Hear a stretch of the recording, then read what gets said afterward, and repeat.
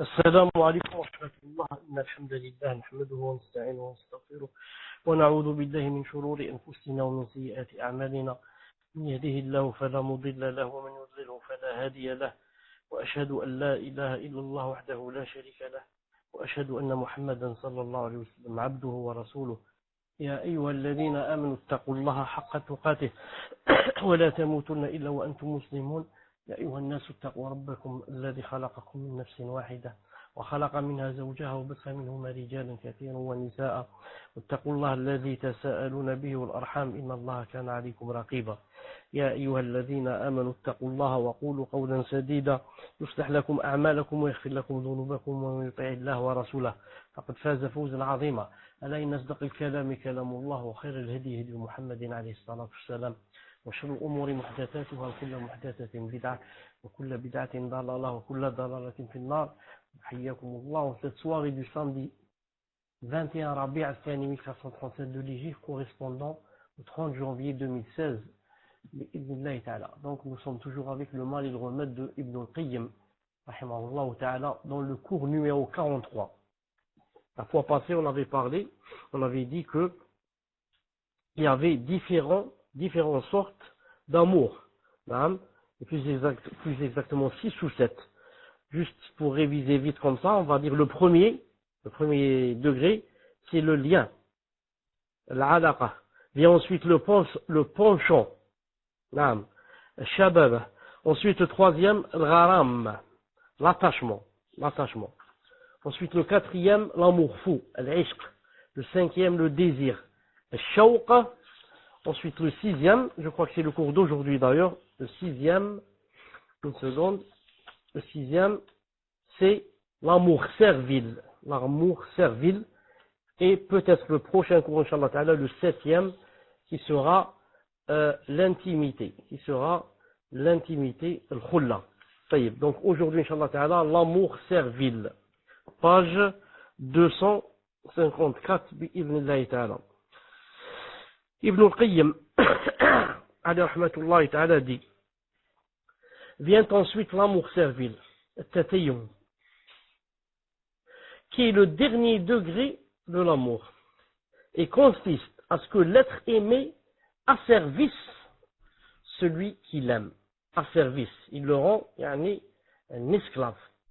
Ainsi, on dit de quelqu'un que l'amour l'a asservi, tayimmahu al-hub, mais également taym Allah, c'est-à-dire serviteur d'Allah. La réalité de la servitude consiste en l'humiliation et la soumission devant l'être adoré. On dit d'un chemin qu'il est asservi, mu'abbad, c'est-à-dire fréquenté, aplani par les pas. Ainsi, l'amour et la soumission ont humilié l'homme devant son être adoré. C'est pourquoi la meilleure condition et le meilleur rang de l'homme est la servitude. Et il n'est pas de rang plus noble que celui-ci.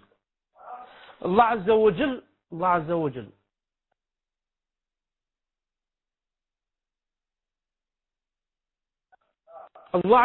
Jal a mentionné la plus noble de ses créatures. Allah Azza wa Jal a mentionné la plus noble de ses créatures et la plus aimée de lui, c'est-à-dire le messager d'Allah, Muhammad sallallahu alayhi wa sallam. Il a mentionné et l'a qualifié par quoi? Par la servitude dans les plus nobles des situations, que sont l'appel à Allah, le défi à la prophétie et le voyage nocturne, et d'autres endroits aussi. Ainsi Allah subhanahu wa ta'ala a dit dans le Coran, وَأَنَّهُ لَمَّا قَامَ عَبْدُ اللَّهِ يَدْعُوهُ كَادُوا يَكُونُونَ عَلَيْهِ لِبَدًا. Sourate Al-Jinn, verset 19. Lorsque le serviteur d'Allah se mit debout pour l'adorer et l'invoquer, ils faillirent s'amasser autour de lui pour l'écouter. Donc le témoin ici c'est quoi? C'est Allah subhanahu wa ta'ala n'a pas dit lorsque Muhammad ou quelque chose comme ça, ou bien lorsque le prophète, mais il a dit lorsque Abdullah, وأنه لما قام عبد الله, lorsque le serviteur d'Allah. Donc c'est dire qu'il a qualifié par le plus noble de quoi on peut qualifier quelqu'un. C'est pour ça qu'il a dit le serviteur d'Allah. La même chose, il a dit dans un autre verset, dans le défi, on entend un défi, il a dit وَإِن كُنتُمْ فِي رَيْبٍ مِمَّا أَنزَلْنَا عَلَى عَبْدِنَا فَأْتُوا بِسُورَةٍ مِّن مِثْلِهِ Baqara 23. Il dit, si vous avez un doute sur ce que nous avons révélé à notre Seigneur, à notre serviteur, essayez alors de produire une sourate semblable à ceci, semblable au Coran. Donc c'est sur le Baqara, verset 23. Naam. Si c'est possible d'écrire les versets avec une couleur et un peu plus grand. Donc, si vous avez un doute sur ce que nous avons révélé à notre serviteur, regardez comment il a appelé Allah Azza wa Jal, à notre serviteur. Il n'a pas dit à notre Rasoul ou la prophète, serviteur. C'est dire donc quoi? Que dire de quelqu'un qui l'a atteint le stade ou là de serviteur, c'est vraiment quelque chose, serviteur. Il a dit aussi dans un autre verset, lorsqu'il parle ici du voyage nocturne, il a dit سبحان الذي أسرى بعبده ليلا من المسجد الحرام إلى المسجد الأقصى الذي باركنا حوله. Donc, gloire et pureté à celui qui fit voyager de nuit son serviteur, de la mosquée sacrée à la mosquée éloignée dont nous avons béni les alentours. Qu'est-ce qu'il a dit? Gloire et pureté à celui qui fit voyager de nuit. Il fit voyager qui? Son serviteur, Mohammed. C'est pas son rasoul, son serviteur. Et dans le hadith de l'intercession, il est mentionné que les gens, qu'est-ce qu'ils vont dire? Ils vont dire, allez trouver Mohammed. Allez trouver Mohammed. C'est qui? Un serviteur auquel Allah Azza wa Jal a pardonné ses péchés passés et futurs. Comme dans le Bukhari, 4206 et Muslim 193. Les gens vont dire, Yom al-Qiyamah, allez trouver Mohammed. Allez trouver Mohammed. Allez, Masha'Allah, c'est Masha'Allah pour le gras et la couleur. Donc, allez trouver Mohammed sallallahu alayhi wa sallam. C'est qui? Un serviteur auquel Allah Azza wa Jalla a pardonné ses péchés passés et futurs. Ibn al-Qayyim dit, rahmatullah, il est ainsi parvenu au rang de l'intercession par la perfection de sa servitude. C'est parce qu'il a parfait sa servitude. Allah Ta'ala lui a donné ce rang haut, qui est quoi? Celui de faire l'intercession. Et il a dit, donc, il est ainsi parvenu au rang de l'intercession par la perfection de sa servitude et la perfection du pardon qu'Allah Ta'ala lui a accordé. Allah Azza wa Jalla a créé les créatures pour l'adorer, seul, sans lui attribuer d'associé. Ce qui représente la forme la plus parfaite de l'amour, de la soumission et de l'humiliation. C'est là l'essence de l'islam et de la religion d'Ibrahim, alayhi salam, dont ne se détourne que celui qui avilit son âme. Comme Allah subhanahu wa ta'ala a dit dans Sourate al-Baqarah, les 3 versets 130-133, il a dit وَمَنْ يَرْغَبُ عَنْ مِلَّةِ إِبْرَاهِيمَ إِلَّا مَنْ سَفِهَ نَفْسَهُ وَلَقَدِ اصْطَفَيْنَاهُ فِي الدُّنْيَا وَإِنَّهُ فِي الْآخِرَةِ لَمِنَ الصَّالِحِينَ إِذْ قَالَ لَهُ رَبُّهُ أَسْلِمْ قَالَ أَسْلَمْتُ لِرَبِّ الْعَالَمِينَ وَوَصَّى بِهَا إِبْرَاهِيمُ بَنِيهِ وَيَعْقُوبَ يَا بَنِيَّ إِنَّ اللَّهَ اصْطَفَى لَكُمُ الدِّينَ فَلَا تَمُوتُنَّ إِلَّا وَأَنْتُمْ مُسْلِمُونَ أَمْ كُنْتُمْ شُهَدَاءَ إِذْ حَضَرَ يَعْقُوبَ الْمَوْتُ إِذْ قَالَ لِبَنِيهِ مَا تَعْبُدُونَ مِنْ بَعْدِي قالوا نعبد إلهك وإله آبائك إبراهيم وإسماعيل وإسحاق إله واحدا ونحن له مسلمون. En français, à peu près, traduction rapprochée, ne se détourne de la religion d'Ibrahim que celui qui a égaré son âme. Nous avons choisi Ibrahim en ce monde et il est dans l'au-delà parmi les gens de bien. Lorsque son Seigneur lui dit « Soumets-toi », il dit « Je me soumets au Seigneur de l'univers ». Et c'est ce que Ibrahim recommanda à ses fils, de même que Yaqub. C'est-à-dire de même que Yaqub, c'est ce qu'il recommanda à ses fils. « Ô mes fils, Allah a choisi pour vous la religion. Ne mourrez donc que soumis à Allah. Étiez-vous témoins quand la mort se présenta à Yaqub et qu'il dit à ses fils « Qu'adorerez-vous après ma mort ?» Ils répondirent « Nous adorons ton Dieu et le Dieu de tes pères, Ibrahim, Ismaël et Ishaq, un Dieu unique et nous sommes soumis à lui. » et nous sommes soumis à lui.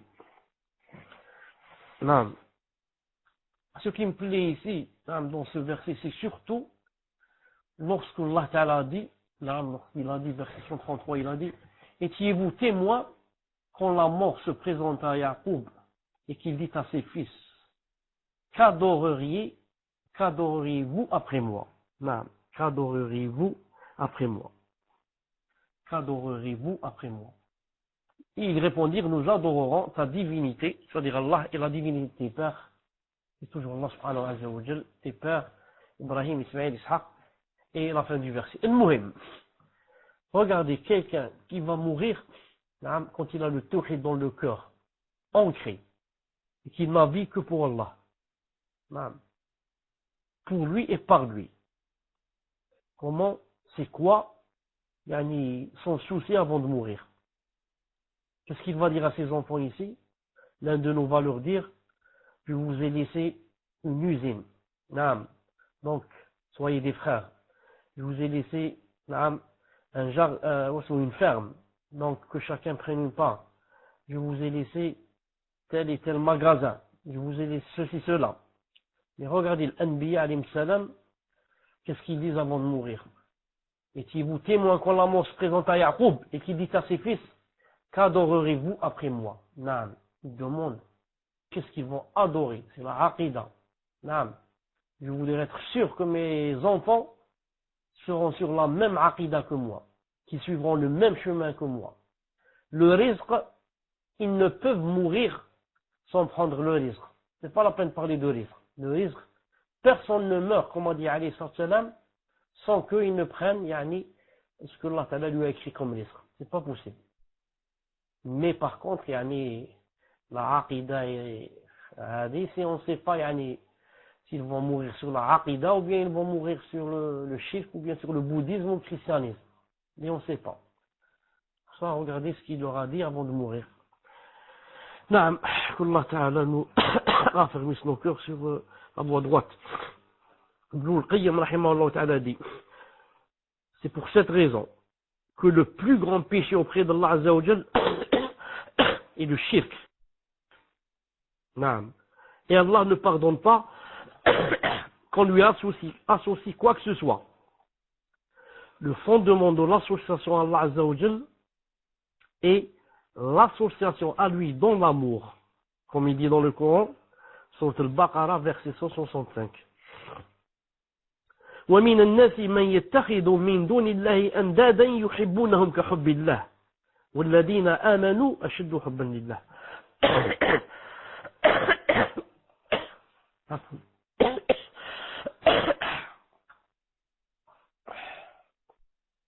Donc, parmi les gens, Allah subhanahu wa ta'ala dit dans une traduction rapprochée, parmi les gens, il en est qui prennent en dehors d'Allah, qu'est-ce qu'ils en prennent? Des égaux à Allah, des égaux à lui. En les aimant comme on aime Allah. Ensuite Allah Ta'ala dit, et l'amour des croyants pour Allah est plus fort que celui des gens pour leur idole.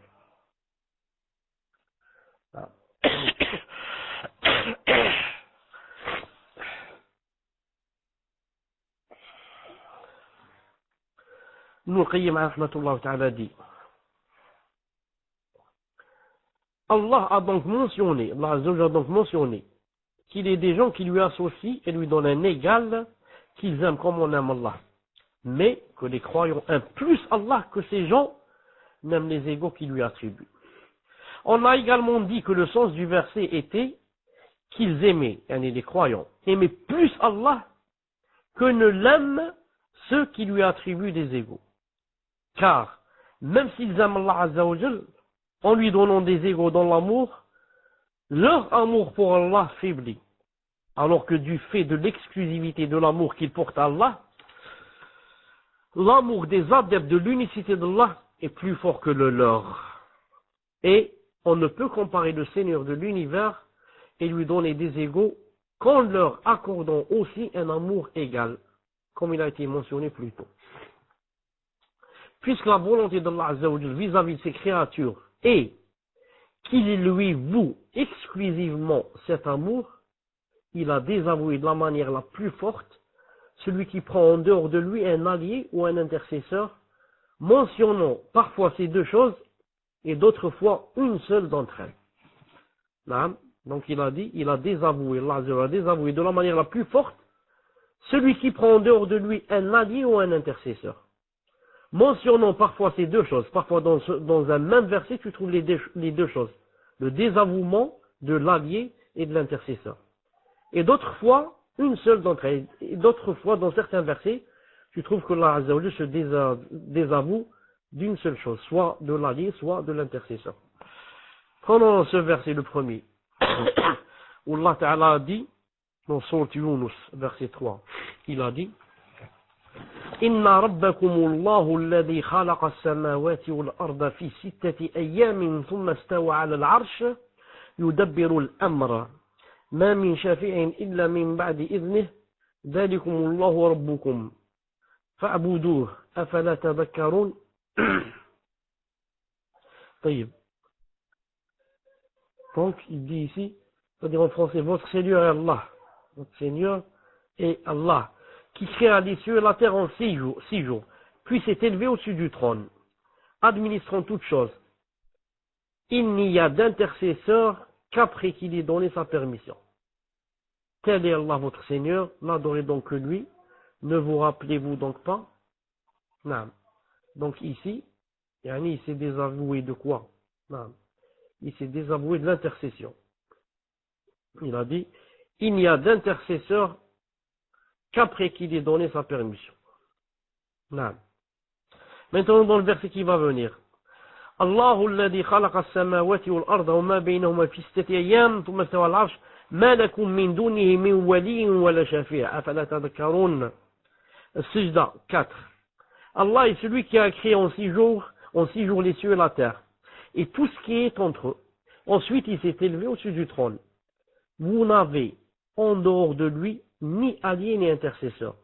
Ne vous rappelez-vous donc pas? Donc ici, dans ce verset, il s'est désavoué des deux. Il a dit, vous n'avez en dehors de lui ni allié ni intercesseur. Les deux, il n'y a pas. C'est pas comme dans le premier verset, il s'est désavoué seulement de l'intercesseur. Ici, des deux. Ni allié ni intercesseur. On va voir le troisième verset. وأنذر به الذين يخافون أن يحشروا إلى ربهم ليس لهم من دونه ولي ولا شفيع لعلهم يتقون. C'est-à-dire, Sourate Al-An'am, verset 51. Et avertis par ce Coran ceux qui craignent de rencontrer leur Seigneur, qu'ils n'auront alors aucun allié ou intercesseur en dehors de lui, afin qu'ils le craignent. Sourate Al-An'am, verset 51. Donc dans ce verset, vous avez remarqué que quoi? Il s'est désavoué de quoi? Des deux. Les deux à la fois. Il a dit qu'ils n'auront hors d'Allah ni allié ni intercesseur. Il s'est désavoué des deux.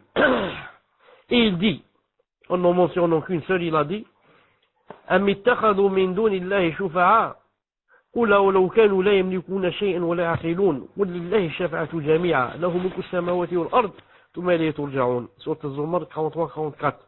Ont-ils adopté en dehors d'Allah des intercesseurs? Dit, même s'ils ne détiennent rien et sont dépourvus de raison, dit, l'intercession tout entière appartient à Allah Azza wa Jal. Donc ici, c'est des amours de l'intercession. Et dans le dernier verset qu'il a cité ici, il dit, من ورائهم جهنم ولا يغني عنهم ما كسبوا شيئا ولما اتخذوا من دون الله أولياء ولهم عذاب عظيم. Al-Jathiya, verset 10, il a dit, devant eux se trouve l'enfer. Ce qu'ils auront acquis ne leur servira à rien, ni ce qu'ils auront pris comme alliés en dehors d'Allah, et ils auront un immense châtiment. Donc ici, c'est des aveux de quoi? Des alliés. Le verset qui l'a précédé, il s'est désavoué d'une seule chose, c'est quoi? C'est l'intercession. C'est l'intercession. Et ce verset, il s'est désavoué aussi d'une seule chose, mais par contre, c'est quoi? Ce n'est pas l'intercession, mais plutôt les alliés. Ibn al-Qayyim, alayhi rahmatullahi ta'ala, dit, si le serviteur prend pour seul allié son Seigneur, il lui accorde des intercesseurs et scelle l'union entre lui et ses serviteurs croyants. Ainsi, ils deviennent alliés en Allah. À l'opposé de celui qui prend une créature pour allier en dehors d'Allah. Ceci est une chose et cela en est une autre. De même, l'intercession polythéiste caduque est une chose et l'intercession véritable est établie, qui n'est acquise que par le monothéisme en est une autre. C'est une question qui distingue les monothéistes des polythéistes et Allah guide qui il veut sur la voie droite. En somme, on ne peut parvenir à l'essence de la servitude en associant Allah dans l'amour. Non, c'est ça la conclusion. On ne peut jamais arriver à l'essence de la servitude, c'est devenir un vrai serviteur d'Allah. On ne peut arriver à cela en associant Allah dans l'amour. Au contraire de l'amour pour Allah, qui est un corollaire et une implication de la servitude. Au contraire de l'amour pour Allah Azza wa Jal, qui est un corollaire et une implication de la servitude. C'est-à-dire, ça marche les deux à la fois. L'amour pour Allah, ça va avec la servitude. Et la servitude, ça va avec l'amour pour Allah subhanahu wa ta'ala. Ça marche ensemble. Ainsi, la foi n'est parfaite que par l'amour du messager. Et plus encore la priorité donnée à son amour sur celui de sa personne, ses parents et ses enfants. Car l'aimer fait partie de l'amour d'Allah. De même pour tout amour en Allah et pour Allah, ainsi que l'a mentionné le prophète sallallahu alayhi wa sallam lorsqu'il a dit, celui qui possède ces trois caractéristiques connaîtra la douceur de la foi. Hadith apporté par le Bukhari, numéro 16 et Muslim 43. Il a dit, celui qui possède ces trois caractéristiques connaîtra la douceur de la foi. La formulation unanimement reconnue authentique mentionne, c'est quoi? Il a dit, ne connaîtra la douceur de la foi que celui qui possède trois caractéristiques. La première, aimer Allah Azza wa Jal et son messager plus que toute autre chose. La deuxième caractéristique, n'aimer autrui que pour Allah. Et la troisième caractéristique, détester. Le fait de détester, revenir à la mécréance après qu'Allah l'en a sauvé, de la même manière qu'on déteste d'être précipité dans le feu. Donc, je répète ce hadith qui est masha'Allah, il a dit, ne connaîtra la douceur de la foi que celui qui possède ces trois choses. Donc, d'abord remarquez avec moi, qu'est-ce qu'il a dit ici, alayhi salam? Il a dit, ne connaîtra la douceur de la foi. Il n'a pas dit, ne connaîtra la foi. Mais il veut te dire qu'il y a quelque chose qui peut être en plus de la foi. Et que la foi elle-même se divise. Il y a la foi qui en même temps a de la douceur et une foi sans douceur. Voilà, une foi avec douceur et une foi avec sans douceur. Si tu as la foi avec la douceur, tu vas sentir que tu es la personne la plus heureuse sur cette terre. En étant la plus malade, et en étant la plus pauvre, en étant la plus moche, en étant la plus faible, et en habitant dans un gourbi. Si tu as la douceur de la foi, tu vas te sentir au paradis. Et quand la personne n'a pas la douceur de la foi, il tombe et il se relève, il tombe, il se relève, il tombe, il se relève. Il est en continuelle guerre avec lui-même. Guerre avec lui-même et son nefs. Maintenant, moi, je voudrais bien que Allah Ta'ala me donne cette douceur. À qui il la donne? À n'importe qui, ou bien il a des gens spéciaux à qui il donne et il ne donne pas à d'autres, ou là. Ma'adallah. Allah Ta'ala, ça dit, si tu as les trois choses qu'a cité ici mon prophète, je te donne la douceur de la foi. Je te donne le paradis du cœur. Alors, la première, aimer Allah Ta'ala et son messager plus que toute chose. Aimer Allah Ta'ala et son messager plus que toute chose. plus que l'argent, plus que l'or, plus que la voiture, plus que le travail, plus que mes parents, plus que mes enfants, plus que le diamant, plus que n'importe quoi. Imagine qu'est-ce qu'il y a. Toute autre chose. J'aime Allah Ta'ala et son messager plus que toute autre chose. Dit déjà, ça demande un cours. Ça demande un cours. Deuxième caractéristique. N'aimer autrui que pour Allah. Ah, ça, n'aimer quelqu'un d'autre que pour Allah. Ça paraît facile, mais ce n'est pas facile. J'aime quelqu'un, ça veut dire aussi, entre parenthèses, je le déteste aussi, pour Allah. J'aime pour Allah, je déteste pour Allah. Donc, aimer autrui pour Allah. Quelle est la preuve que j'aime autrui, que j'aime une personne pour Allah? Quelle est la preuve? La preuve, c'est que j'aime cette personne même si elle est pauvre. J'aime cette personne même si elle est moche. J'aime cette personne même si elle est analphabète. J'aime cette personne même si elle est rejetée par tout le monde. Et pourquoi je l'ai aimée? Je l'ai aimée à cause de la foi qu'elle a. Masha'Allah, na'am, l'iman qu'elle a, la science qu'elle a, na'am, l'ikhlas qu'elle a. Le fait qu'elle jeûne, masha'Allah, combien qu'elle jeûne, combien qu'elle prie la nuit, combien qu'elle fait de sadaqa, combien qu'elle aime les cours, combien qu'elle aime ceci, cela. Allah ibarak, aimer pour Allah. C'est pas n'importe quoi. C'est pour cela que cette personne, quand je l'ai aimée, je n'ai pas cherché qu'est-ce qu'elle travaille. Donc si elle est médecin, je vais faire connaissance avec elle. Et si elle travaille femme de ménage, je ne vais pas faire connaissance avec elle. Ah, ça c'est une grande preuve qu'il n'y a pas un atome d'amour en Allah dans cette relation. Je cherche donc d'abord la personne avant de faire des liens avec elle. Je cherche d'abord si elle est bien placée, si elle est riche, si elle est ceci. Sinon je ne fais pas connaissance avec elle. Ah, tu vois, donc c'est pas pour Allah que tu aimes cette personne. Tu ne m'as pas aimé pour Allah. Donc, tu ne sentiras pas la douceur de la foi. Tu seras privé, comme châtiment, tu seras privé de la douceur de la foi. Taïeb. Et troisièmement, détester. De revenir, je déteste que je revienne à la mécréance après qu'Allah l'en a sauvé, de la même manière qu'on déteste d'être précipité dans le feu. Qui de nous aimerait qu'on le prenne et on le jette dans le feu? Personne. La même chose. Tu devrais détester de revenir vers la mécréance après qu'Allah, qu'est-ce qu'il a dit ici? L'en a sauvé.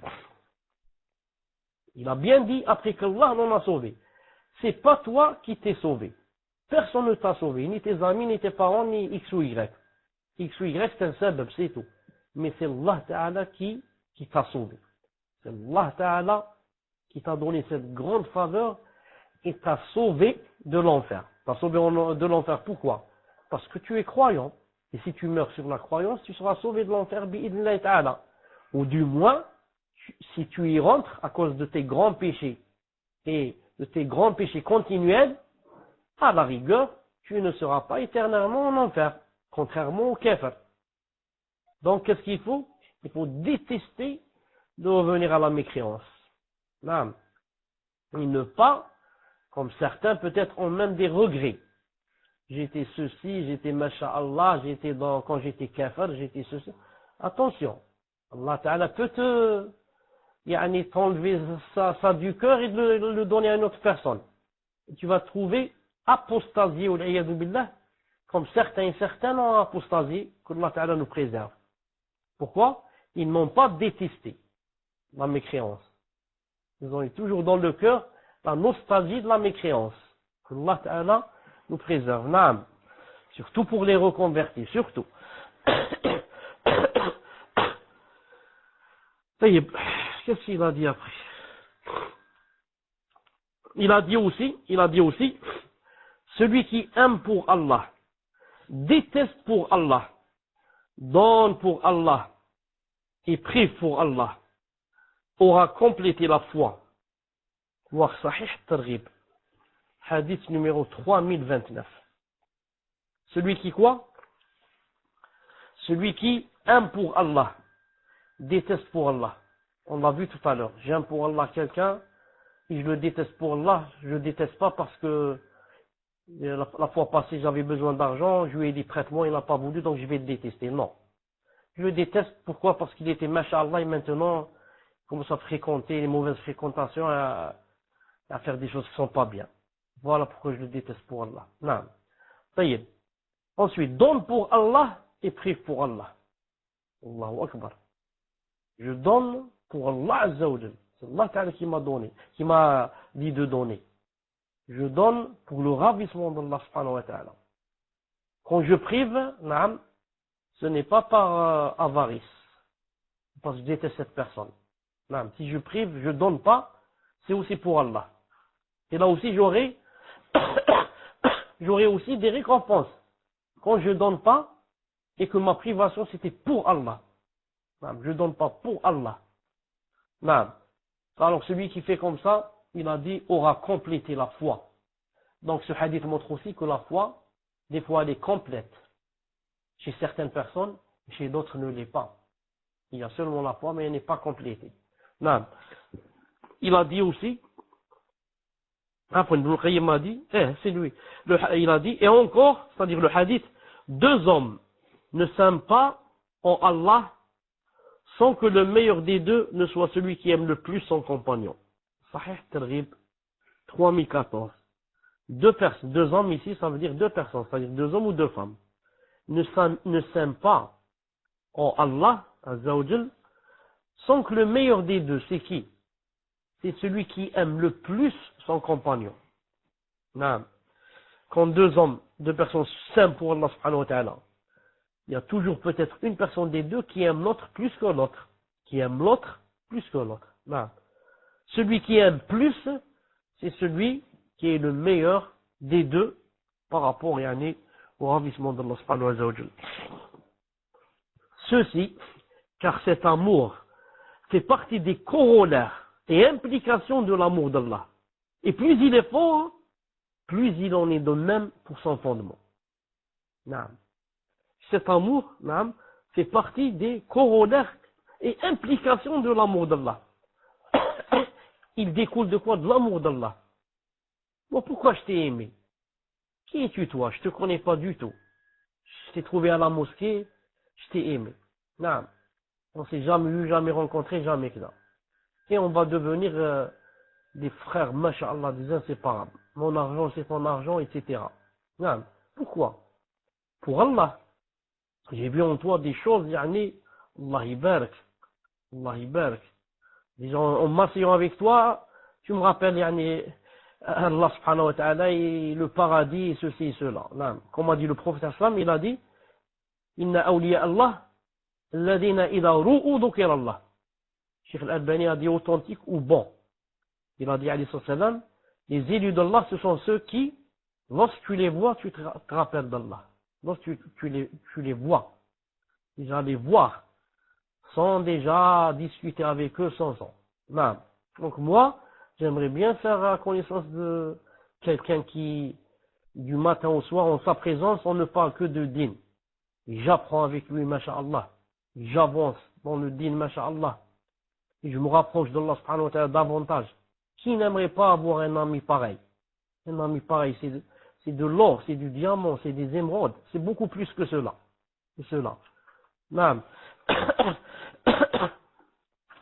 Mais vous avez remarqué que, yani, plus on s'éloigne du temps des salafs, plus des relations pareilles, des choses pareilles deviennent, je dis pas rares. Mais, voilà. Mais il n'y en a pas beaucoup comme autrefois. Non. Maintenant, les gens veulent faire ta connaissance si tu es quelqu'un. Ou du moins, voilà, de moins en moins, ça. Ou du moins, si tu n'es pas quelqu'un, mais au moins, peut-être, ton père, c'est quelqu'un. Ton père, c'est un général, peut-être dans l'armée. C'est un ministre, ou c'est un directeur de je ne sais quoi. Ah. Ou alors, toi, tu es quelqu'un qui, si je fais connaissance avec toi, matériellement, il ne me manque pas de choses. Pour la dunya, non. Celui-là, c'est un médecin, je voudrais bien faire sa connaissance. Non, comme ça, si je tombe malade, alhamdoulilah, Facile. Celle-là, c'est une gynécologue.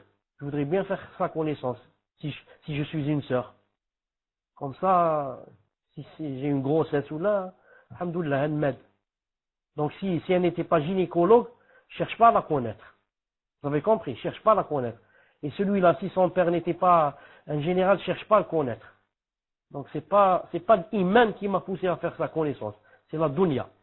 Naam. قدر الله ما شاء فعل.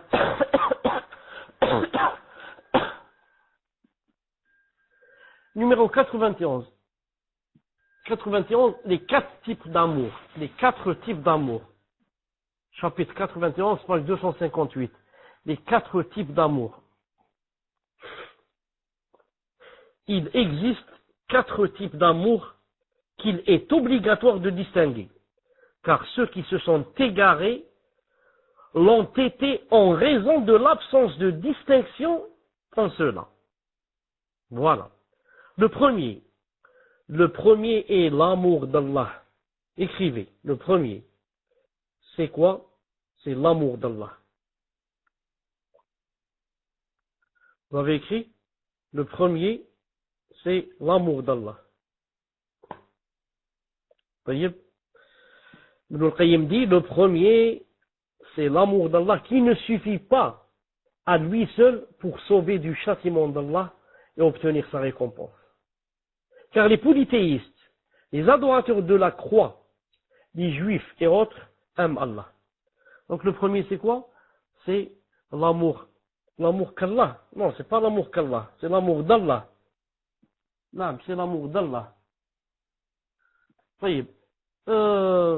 Non. Vous avez remarqué quand je n'ai pas le programme que j'avais le Manara, hein? Quand j'avais le programme, comment les versets, comment les titres, comment la couleur, comment, hein? Sauf, on assiste, on arrive jusqu'à 500, 600 personnes qui assistent. Il n'y a pas un de nous qui peut nous faire un petit programme comme ça pour afficher des versets et que ça. Sauf, moi je suis en Algérie, vous êtes en France, il y a des spécialistes, des développeurs, des génies dans l'informatique. On peut même pas bouger pour faire un petit programme. On va essayer de voir. D'accord, Fawzi, je te donne 15 ou 20 ans. Je te donne 15 ans devant toi et 20 ans. Et rends-moi la réponse, Inch'Allah Ta'ala. D'accord. Donc il dit, le premier c'est quoi? C'est l'amour d'Allah, qui ne suffit pas à lui seul pour sauver du châtiment d'Allah et obtenir sa récompense. Pourquoi? Car aimer Allah subhanahu wa ta'ala. Tout le monde aime Allah subhanahu wa ta'ala. Il a dit même les mouchrikoun. Et les mouchrikoun, pourquoi ils adoraient les statues, etc. Pourquoi? Et dans le but que les statues soient des intermédiaires pour que Allah Ta'ala soit ravi d'eux. Conclusion, pour que Allah Ta'ala les fasse rentrer au paradis. Et pourquoi ils égorgeaient, pourquoi ceci, pourquoi cela. Et il a dit les adorateurs de la croix. Et les chrétiens, qu'est-ce qu'ils font? Pourquoi ils vont chaque jeudi à Osma, à l'église? Il va pour faire des prières et demander à Jésus ou à je ne sais qui de lui pardonner les péchés, donc de le faire entrer au paradis. La même chose pour les juifs. Pourquoi du matin au soir, devant le mur en train de pleurer? Parce que lui, il aime Allah, il voudrait qu'il fasse rentrer au paradis. Non. Et la même chose pour les autres. Donc, aimer Allah subhanahu wa ta'ala, ça ne fait pas sauver du châtiment, ni ne fait rentrer au paradis. C'est pour ça que Ibn al-Qayyim a dit dans un de ses livres, a dit, l'essentiel c'est pas que tu aimes Allah. L'essentiel, c'est que lui, il t'aime. Ah, chef, la différence. Chef, tu as vu la différence. C'est pas que tu aimes Allah. Non, tu aimes Allah. Tout le monde aime Allah. Mais est-ce que lui, il t'aime? Est-ce que lui, il t'aime? Ah, si Allah Ta'ala t'aime, d'accord. Taïb. Deuxième amour. Le premier, c'est l'amour d'Allah. Le deuxième, c'est l'amour de ce que aime Allah. Le deuxième, c'est l'amour de ce que aime Allah. Et c'est cet amour qui fait entrer en islam. C'est cet amour qui fait rentrer la personne en islam et fait sortir de la mécréance. L'homme le plus aimé d'Allah est celui dont cet amour est le plus fort et le plus intense. Voilà. Donc c'est ça, le deuxième amour, c'est l'amour de ce que aime Allah subhanahu wa ta'ala. Et c'est cet amour qui fait entrer en islam et fait sortir de la mécréance. Et l'homme le plus aimé d'Allah est celui de cet amour, celui dont cet amour est le plus fort et le plus intense. Le troisième amour, c'est l'amour pour Allah et en Allah. L'amour pour Allah et en Allah. Non. Et c'est un corollaire de l'amour pour ce qu'il aime. C'est un corollaire. On marche ensemble. C'est un corollaire de l'amour pour ce qu'il aime. Et on ne peut aimer réellement ce qu'il aime qu'en aimant en lui et pour lui. Je répète, le troisième amour est l'amour pour Allah et en Allah. Et c'est un corollaire de l'amour pour ce qu'il aime. Et on ne peut aimer réellement ce qu'il aime, Azza wa Jal, qu'en aimant en lui et pour lui. Quatrième amour, l'amour avec Allah. Quatrième amour, l'amour avec Allah. Et c'est là l'amour polythéiste, l'amour des mouchriquins. Reste un cinquième type qui ne concerne pas notre sujet et qui est l'amour naturel. L'amour naturel qui correspond, qu'est-ce qu'on dit, on était à la quatrième. Vous n'avez pas entendu ce que j'ai dit par rapport au quatrième amour? L'amour avec Allah. Vous avez entendu ou vous n'avez pas entendu? Le quatrième, c'est l'amour avec Allah. Ça, c'est coupé à polythéiste.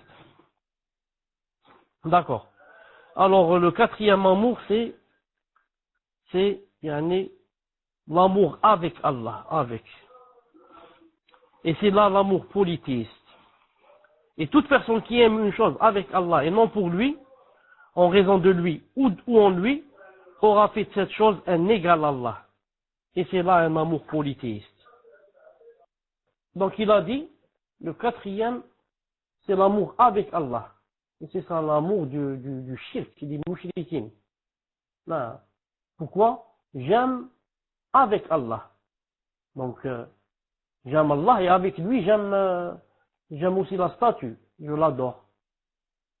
Vous avez compris?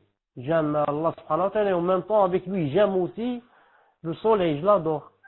Donc, c'est le quatrième type qui est l'amour avec Allah subhanahu wa ta'ala, donc l'amour polythéiste. L'amour polythéiste. Ibn Qayyim dit à rahmatullahi ta'ala, reste un cinquième type qui ne concerne pas notre sujet et qui est l'amour naturel qui correspond au penchant de l'homme pour ce qui concorde avec sa nature. Comme l'amour de l'assoiffé pour l'eau, l'amour de l'affamé pour la nourriture, l'amour du sommeil, l'amour de l'épouse et de l'enfant. Cet amour n'est pas blâmé. Cet amour n'est blâmé que s'il distrait et éloigne et fait oublier la mention d'Allah Azza wa Jal et détourne de l'amour d'Allah Azza wa Jal. Comme Allah Ta'ala a dit, Ya ayyuhalladhina amanu, la tulhikum amwalukum wa la awladukum an dhikrillah.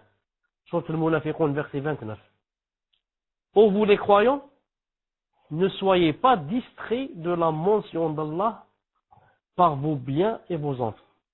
Soyez pas détournés de la mention d'Allah par vos biens et vos enfants. Naam.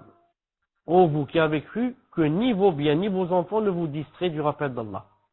Donc aimez ses biens, ses enfants, c'est bien. Aimer ses biens, c'est bien.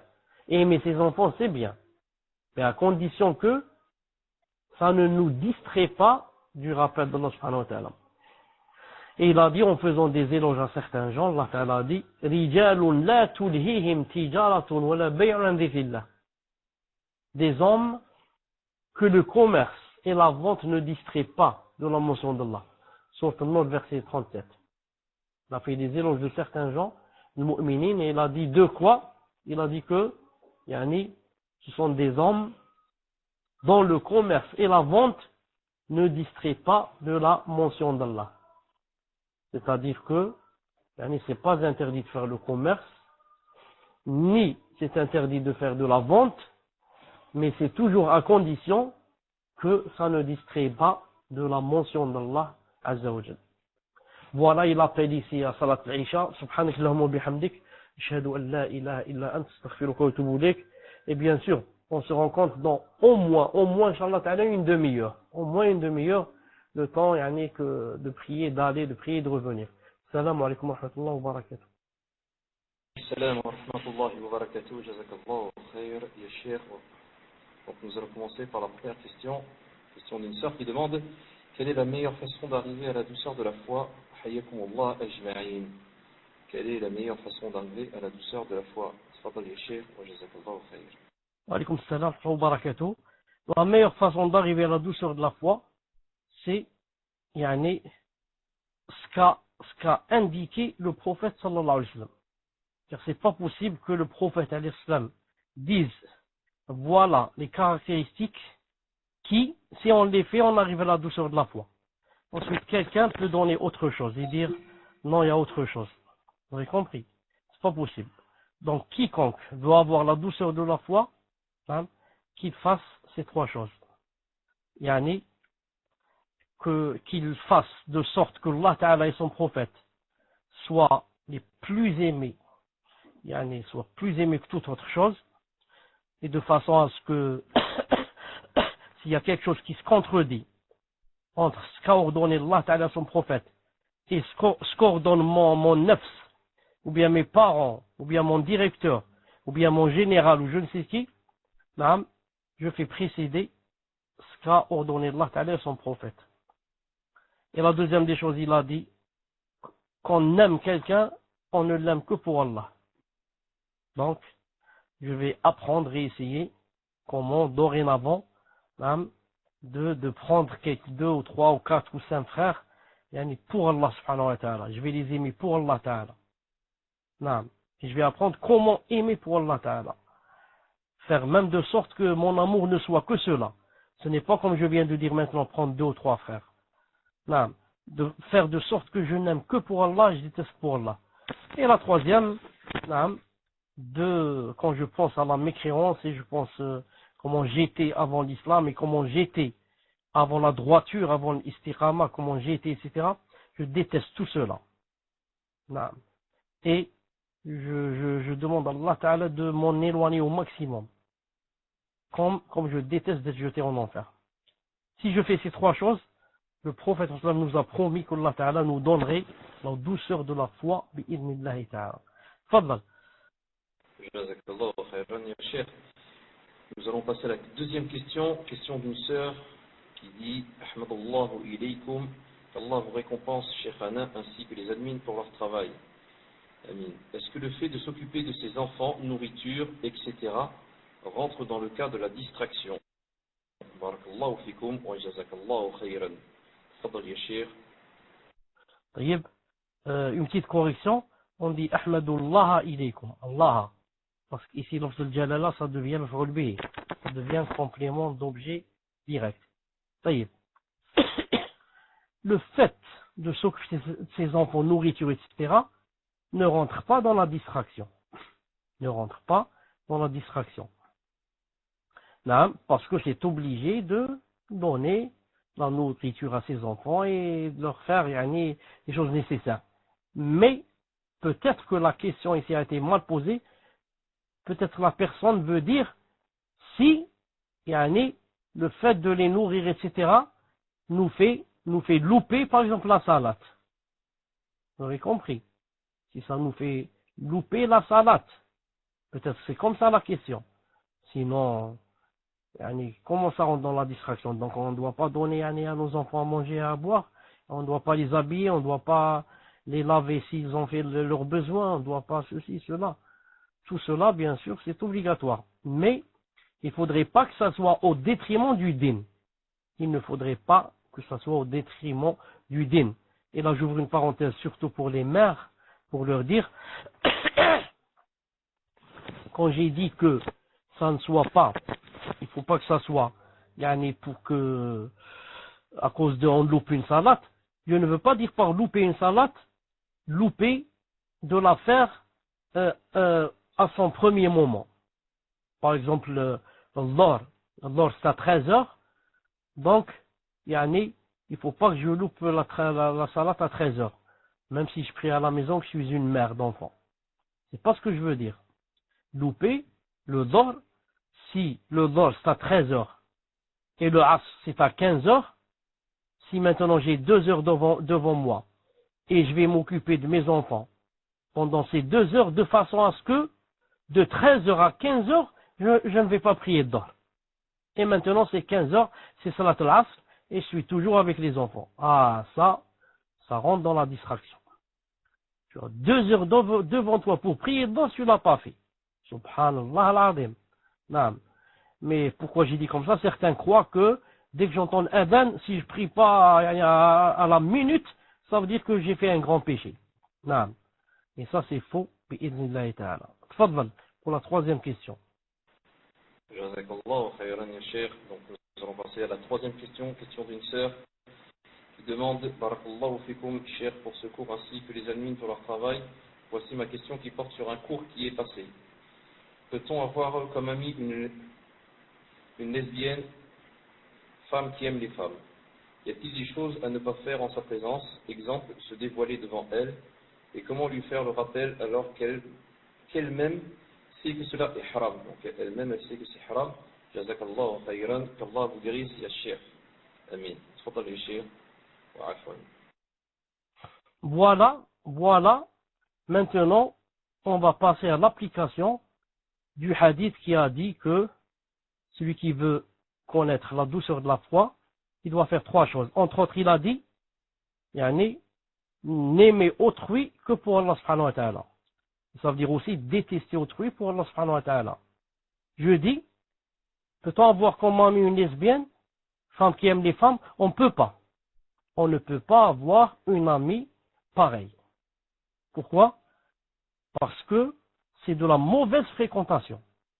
Et prendre une amie pareille, ça veut dire que, petit à petit, elle va me faire la da'wa pour cette chose. Elle va me faire la da'wa à cette chose. Il va m'embellir la chose et va la séduire peut-être même. Qu'Allah subhanahu wa ta'ala nous préserve. Et peut-être va faire la da'wa à la personne elle-même, à celle qui pose la question, et va essayer de profiter d'elle, et de la faire tomber dans le panneau, qu'Allah subhanahu wa ta'ala nous préserve. Donc, voilà une grande porte ouverte au mal. C'est une grande porte. Cette personne, si elle veut me contacter ou vient s'asseoir avec moi ou là, pour que je lui parle du din, et que je lui fasse le rappel, et que je sais qu'elle m'entend, et que je sais que ça l'intéresse que je lui dis. D'accord. Sinon, je lui dis carrément, pardonne-moi, Ukhti, toi, tu es sous la malédiction d'Allah subhanahu wa ta'ala. Et moi, en m'asseyant avec toi, je ne sais à quel moment la malédiction d'Allah ta'ala peut descendre. Et je peux partir avec toi. Partir avec toi dans le châtiment. Je me trouve dans la tombe ou je me trouve sous un tremblement de terre ou je ne sais quoi. Si tu cherches comment te repentir et revenir vers Allah ta'ala, je suis à ta disposition 24 heures sur 24. Contacte-moi, viens chez moi, je te paye à manger, je te paye à boire, je te t'emmène où tu veux, si tu veux écouter la vérité, le haqq. Allah ta'ala peut-être il t'ouvre, il te guide. Mais si c'est pour parler à droite, à gauche et d'autres choses, là tu me parles de ta folie, on n'a pas à se rencontrer, ni à se voir, ni à... Voilà, Inch'Allah ta'ala, la réponse. Naam. Tfadal, Inch'Allah ta'ala, pour la troisième ou quatrième question. Jazakallahu khayran ya Cheikh. Nous allons passer à la quatrième question. Question d'un frère qui demande Cheikh, qu'Allah vous récompense par le bien et qu'il vous donne la santé. Amin. Une question concernant le cours. Ça fait quelques semaines, une personne du groupe d'établir m'a dit qu'il m'aime en Allah. Moi aussi, je lui ai dit que je l'aime en Allah. mais je lui ai dit que je l'aime en Allah parce qu'il m'a dit cela. Est-ce que l'on doit aimer les gens de la bid'a malgré qu'ils nous disent qu'ils nous aiment en Allah? Peut-on répondre à leur invitation alors qu'il nous est dit qu'ils nous aiment en Allah Azza wa Jal? Sinon, comment se comporter face à leurs invitations? Tfaddal ya Cheikh, wa jazakallahu khayran. Avant que je réponde à la question, une petite parenthèse juste pour ne pas oublier. Ça n'a rien à voir avec la question, mais pour ne pas oublier, c'est tout. Ces deux jours passés, deux admins m'ont montré deux choses.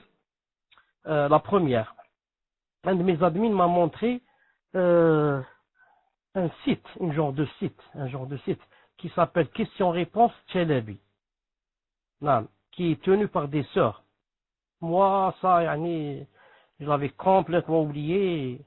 Il m'a montré qu'est-ce qu'il y avait à l'intérieur, etc. Ça m'a beaucoup plu. Et j'encourage les sœurs pour ce travail qui est très bien fait. Parce que c'est très bien réparti, c'est très bien organisé, même avec un petit moteur de recherche. Allah ibarak, il y a des gens qui travaillent fi sabilillah et dans l'ombre, sans être connus. Moi, je ne sais ni comment s'appellent ces sœurs, ni où elles habitent, ni je leur donne comment ça s'appelle, ni je leur donne une paye par mois, ni. Alhamdulillah, Allahumma barak, il y a des gens qui travaillent dans l'ombre, voilà un salaire, qu'Allah subhanahu wa ta'ala les aide et affermissent leur cœur et fassent de cela que ce soit quelque chose qu'ils vont trouver Yawm al-Qiyamah bi'idhnillahi ta'ala. Ensuite, un autre admin m'a montré, et c'est Mahmoud ibn Hassan, m'a montré une vidéo. D'ailleurs, je demande à Mahmoud de préparer le lien, tu le laisseras pour la fin du cours, Inch'Allah Ta'ala, d'une sœur aussi, qui a fait une vidéo, subhanallah al-azim, sur le livre, Le mal et le remède. Une vidéo de peut-être 10 minutes ou là, je l'ai vue, visionnée, elle m'a beaucoup plu cette vidéo. Pourquoi? Parce que, subhanallah al-azim, ça m'a montré des choses et ça m'a appris des choses. Elle parle du livre, Le mal et le remède. Elle dit que voilà, d'après elle, comment je fais, c'est-à-dire comment qu'elle fait pour suivre le cours avec moi, même si c'est pas en direct, elle dit en différé, mais la méthode, comment qu'elle suit le livre, qu'est-ce qu'elle écrit, comment qu'elle prend les notes, etc. Ça m'a vraiment, voilà, elle donne des conseils, ça m'a vraiment, ça m'a motivé. Il dit, subhanallah, il y a des gens qui vraiment écoutent les cours avec un grand sérieux. Avec des notes et des fiches, et des je ne sais quoi, subhanallah. Alors que moi, je viens faire le cours comme ça naturellement, et je pars. Alors qu'il y a des gens qui vraiment, Allah ibarak, Masha'Allah, qu'Allah subhanahu wa ta'ala aide cette sœur aussi, fasse de cela, qu'elle trouve ça dans la balance de ses récompenses. Là, une méthodologie, ça.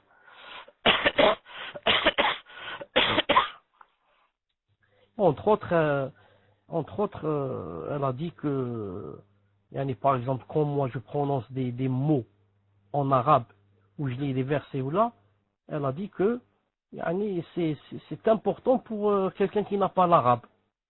Au moins, il va apprendre ce mot, comment ça se lit, ces lettres, comment se prononce, ce verset, comment qu'il se lit, et comme ça. Et ça, c'est très important, ça. Moi, j'ai l'habitude, quand je lis le verset, je le lis comme ça très vite. Alors que, normalement, je ne sais pas si vous avez remarqué aujourd'hui, je lis doucement, je lis, peut-être il y a des gens, elle m'a réveillé à ça, il y a des gens qui n'ont pas l'arabe. Il faudrait lire le verset, doucement, pour que les autres, puissent suivre avec toi.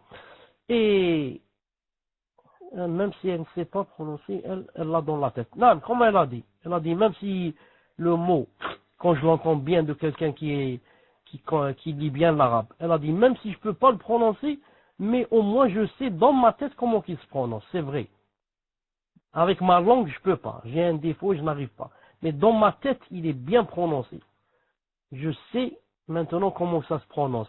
C'est-à-dire, si quelqu'un va le lire devant moi faux, je peux lui corriger.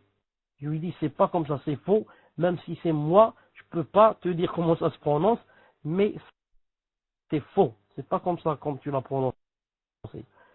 Ensuite, ce qu'elle a dit aussi, elle a dit beaucoup de choses. Naam. Ma'alish, khali la vidéo a dit, prépare le lien, et dans le leur, quand on termine le cours, Inch'Allah Ta'ala. Ensuite, il y avait une chose importante, je voudrais dire qu'elle a dit dans la vidéo, une seconde. Qu'est-ce qu'elle a dit? Elle a dit... voilà, ce que je voulais dire, c'est bien, c'est très bien que quelqu'un ait le support quand je fais le cours. C'est-à-dire, par exemple, moi, on fait maintenant le kitab de Ibn al-Qayyim, Dawa Dawa. C'est bien si tout le monde l'avait, par exemple, devant lui, en français. Comme ça, quand je lis, il lit avec moi, comme a dit la sœur ici.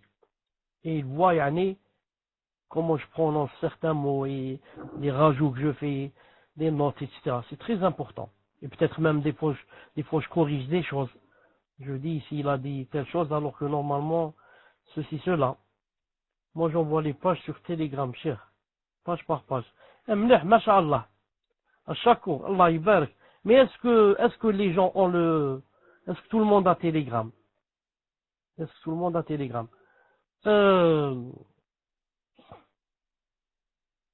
Ensuite, j'ai pensé à une chose, je ne sais pas si ça marche, Fawzi. Sur le Paltalk. Maintenant, il y a une année ou deux, dans le nouveau Paltalk, il y a à droite comme ça, c'est pas une caméra, une chose pour la vidéo. Voilà, je crois, YouTube, vidéo. Est-ce que c'est pas possible de faire dans chaque cours de démarrer la vidéo qui montre la page où on est en train de lire, car il y a des gens qui n'ont pas le livre. C'est-à-dire de façon à ce que, de mettre des pages, voilà, de façon à ce que moi je lis et la page s'affiche dans la vidéo. Il faut voir comment faire. Ce serait très bien, Inch'Allah Ta'ala. Donc, Mahmoud, est-ce que c'est possible d'afficher la question? Mahmoud, est-ce que c'est possible de réafficher la question? Tfadal. نعم جزاك الله خير شيخ بارك الله فيك في الحديث. Donc la question numéro 4, question d'un frère qui demande Cher, qu'Allah vous récompense par le bien et qu'il vous donne la santé. Amin. Une question concernant le cours. Ça fait quelques semaines, une personne du groupe de Tadir m'a dit qu'il m'aime en Allah. Moi aussi, je lui ai dit que je l'aime en Allah. Mais je lui ai dit que je l'aimais en Allah parce qu'il m'a dit cela. Est-ce que l'on doit aimer les gens de la bid'a malgré qu'ils nous disent qu'ils nous aiment en Allah? Peut-on répondre à leurs invitations alors qu'ils nous aient dit qu'ils nous aiment en Allah Azza wa Jal? Sinon, comment se comporter face à leurs invitations? Fadal Shir wa jazakallahu khayr. Assalamu alaikum wa rahmatullahi wa barakatuh. En vérité, le hadith a dit que si quelqu'un vous dit je vous aime Allah, dites-lui que Allah puisse t'aimer comme tu m'as aimé en lui. أحبك الذي أحببتني له en arabe. أحبك الذي أحببتني له. نعم. Puisse t'aimer celui qui t'a aimé pour lui. Et le hadith a dit, même si vous devez aller, comme ça dit le hadith, en ce sens il a dit, même si tu dois aller frapper, il a dit quand quelqu'un aime son frère, qu'il le lui dise, même s'il doit aller frapper à la porte pour le lui dire. C'est-à-dire que tu es assis comme ça ou je ne sais quoi, et tu ressens dans ton cœur que tu aimes une personne, il a dit, même si tu dois aller chez lui, s'il n'est pas loin, tu frappes à la porte, qu'est-ce qu'il y a? J'ai besoin de toi, une seconde, il sort, salam, qu'est-ce qu'il y a? Voilà, c'est juste pour te dire que je t'aime Allah subhanahu wa ta'ala. Subhanallah al-azim. Comme ça dit le hadith. Et l'autre lui répond, ahabbaka alladhi ahbabtani lahu. Mais, il faudrait être sûr, pour dire à quelqu'un je t'aime en Allah, il faudrait être sûr que je l'aime en Allah subhanahu wa ta'ala. Parce qu'il y a beaucoup de gens qui disent aux autres je t'aime en Allah et il a un péché. Pourquoi? Parce que c'est pas vrai. Il ment. Et il fait tromper l'autre. Il croit que c'est vrai. Et il y en a des gens qui disent ça par habitude. Simple habitude. Et c'est pas pour mentir, mais il dit ça sort de ses lèvres sans qu'il le veuille. Et ça, vous allez le trouver, appliqué à 100%, surtout chez les Égyptiens. Ah, bah. Alors, au Koweït, n'en parlons pas au Koweït. Allahu Akbar. Naam. Où tu rentres, qui tu rencontres, qui te dit je t'aime Allah Ta'ala. Je t'aime Allah, je t'aime Allah. Et moi, au début, quand j'étais nouveau, je croyais que c'était vrai. Subhanallah, d'où ils ont la foi à ce point, au Qadar, Allah Ibarak. Ensuite, tu vas trouver que c'est pas vrai, c'est juste des phrases que les Égyptiens disent et les gens comme ça par habitude. Bon, alors ne parlons pas de cela, on parle de celui qui vraiment t'aime Allah et te dit je t'aime Allah. Mais notre question ici, un tabliri qui va te dire je t'aime Allah subhanahu wa ta'ala. Premièrement, nous, on va supposer qu'il a dit ça parce que vraiment il m'aime. Parce que vraiment il m'aime Allah subhanahu wa ta'ala. Donc moi, est-ce que je lui dis je t'aime Allah subhanahu wa ta'ala ou je lui dis pas? Est-ce que je lui dis je t'aime Allah subhanahu wa ta'ala? En d'autres termes, quand quelqu'un de la bid'a me dit je t'aime Allah subhanahu wa ta'ala, est-ce que je lui dis moi aussi ou pas? Sachant que peut-être moi je l'aime pas Allah subhanahu wa ta'ala. Al-Muhim. Abdullah ibn Omar, le fils de Omar ibn Khattab radiyallahu ta'ala anhu.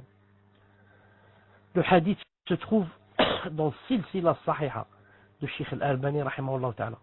Juste que je ne me rappelle pas quel tome, si c'est tome 1, 2 ou 3. Mais moi je l'ai lu et je sais qu'il est authentique. Sheikh Al-Albani rapporte un hadith où Abdullah ibn Omar radiyallahu ta'ala anhu, quelqu'un est venu et lui a dit je t'aime en Allah. Je t'aime en Allah ta'ala. Abdullah ibn Omar lui a répondu moi je te déteste en Allah. Et il lui a donné les raisons bien sûr, il lui a dit car tu prends de l'argent pour l'adhan. Quand tu appelles l'adhan, tu as comme un salaire. Et il lui a dit car تلحن في الأذان. Il a dit dans le adhan tu fais deux choses. Tu fais des fautes, comme par exemple, au lieu de dire Allahu Akbar, tu dis Allah, comme disent donc ceux qui veulent embellir la voix. Tu fais ça, et en plus de ça, tu prends de l'argent pour l'adhan. C'est-à-dire, moi je te déteste Allah. Donc, imaginez, quelqu'un qui fait juste une chose comme ça, et c'est lui qui a dit à Abdullah, je t'aime Allah, il a dit, moi je te déteste Allah. Subhanallah al-Azim, comment quitter les Sahaba. Imagine que quelqu'un maintenant de la bid'a vienne et te dise, je t'aime Allah, subhanahu wa ta'ala. Donc, voilà, Inch'Allah ta'ala, la réponse. Voilà, Inch'Allah ta'ala, la réponse, c'est que si maintenant vraiment je l'aime pas Allah ta'ala, je ne peux pas lui mentir. Je lui dis que Allah Ta'ala nous guide ou que Allah Subhanahu wa Ta'ala accepte de toi ou quelque chose comme ça, mais je ne lui mens pas. Je ne lui mens pas. Wallahu Ta'ala a'lam. Tfaddal. Cheikh, vous n'avez pas répondu par rapport à l'invitation. Donc je pense qu'il ne répond pas à l'invitation, mais je vous laisse le mic travailler, Cheikh. Ah, j'ai pas remarqué cette phrase. Alors il a dit peut-on répondre à leur invitation après qu'il nous ait dit qu'il nous aime Allah subhanahu wa ta'ala. Ce qu'il faut savoir, c'est que peut-être que la phrase ici, comme j'ai dit tout à l'heure, il t'a dit je t'aime Allah, juste c'est un appât. C'est un appât pour que ton cœur soit apaisé, ensuite il t'invite. Et s'il t'invite, tu vas partir, tu vas commencer par la bid'a. Tu vas dire assois-toi avec nous, ensuite dis subhanallah, dis ceci, dis cela, et il va t'emmener au khuruj. Il va dire viens, on va aller une semaine ou la 40 jours, je ne sais où faire la da'wa. Quand il te fait une invitation, dis-lui smahli, je suis très occupé, ou ça tu es très occupé. Tu es occupé à prendre le Coran et à prendre la sunna et à écouter les cours. Excuse-moi, je suis occupé. Et comme ça. Et tu trouves, Inch'Allah Ta'ala, comment t'échapper. Naam. Tfaddal. Naam, jazakallahu khayran, Cheikh. Nous allons passer à la cinquième question.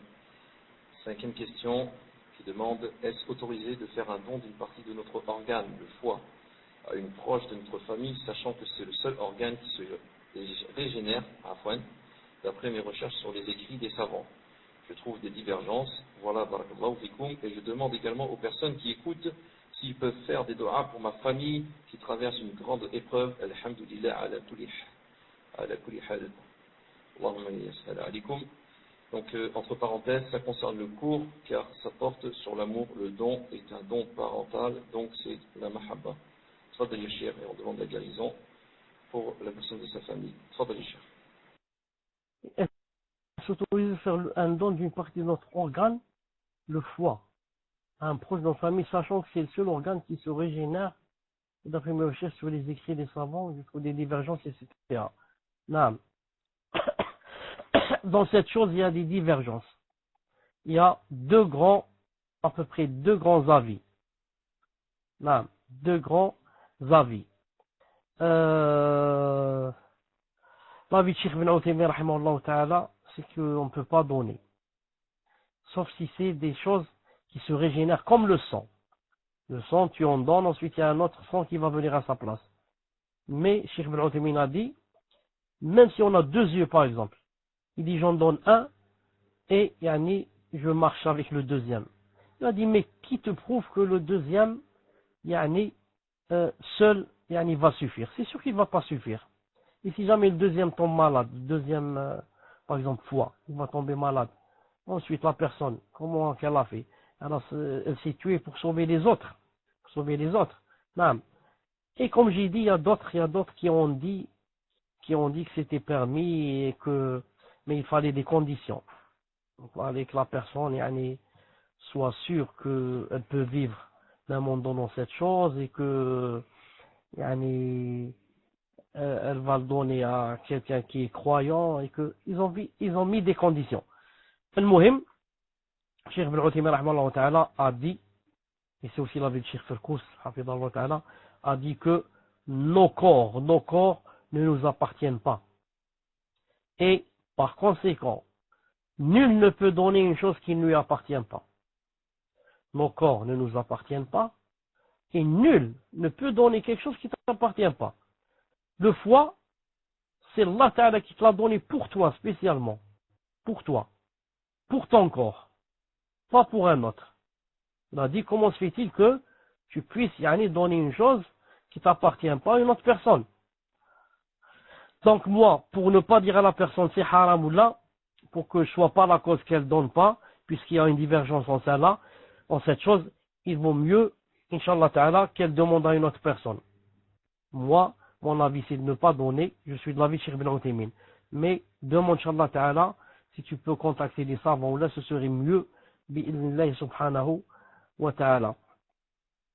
Et elle a dit, je demande également aux personnes qui écoutent s'il peut faire des doigts pour ma famille, qui traverse une grande épreuve, alhamdoulilah ala kulli hal.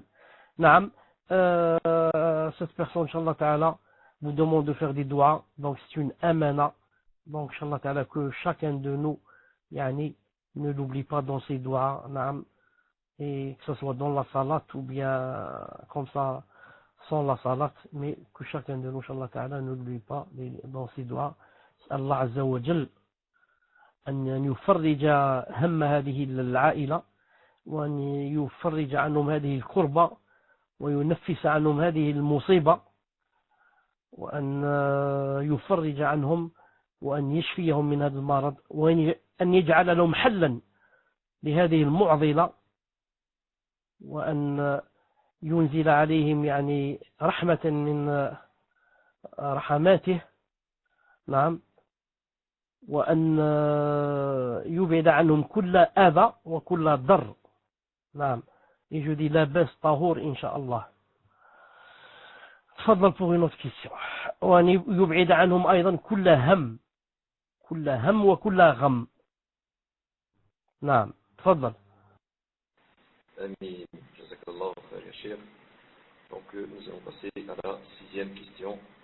Sixième question, question d'un frère qui demande comment répondre à l'ambiguïté de celui qui demande est-ce qu'Allah Azza wa Jal descend de par son essence et Allah est-il au-dessus du trône et en bas des cieux en même temps lorsqu'il descend chaque nuit.